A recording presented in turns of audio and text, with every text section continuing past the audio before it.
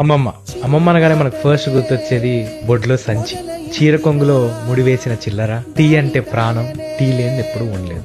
Pension డబ్బులు వస్తే 100 రూపాయలు మనవళ్ళ చేతిలో పెట్టి అక్కకి చెప్పుకో, మళ్ళీ మనవరాల దగ్గరికి వెళ్ళి ఇంకో 100 చేతిలో పెట్టి తమకి చెప్పుకో అంటాం. మరి ఆ మాత్రం దాన్ని చెప్పొద్దంటాం ఎందుకు?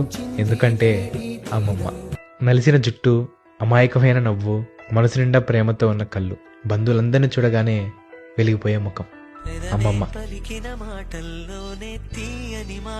అమ్మమ్మ అమ్మమ్మ అనగానే మనకు ఫస్ట్ గుర్తొచ్చేది బొడ్లో సంచి, చీర కొంగులో ముడివేసిన చిల్లర, టీ అంటే ప్రాణం, టీ లేనిది ఎప్పుడు ఉండలేదు. పింఛన్ డబ్బులు వస్తే 100 రూపాయలు మనవళ్ళ చేతిలో పెట్టి అక్కకి చెప్పుకో, మళ్ళీ మనవరాల దగ్గరికి వెళ్ళి ఇంకో 100 చేతిలో పెట్టి తమకి చెప్పుకో అంటాం. మరి ఆ మాత్రం దాన్ని చెప్పొద్దంటాం ఎందుకు?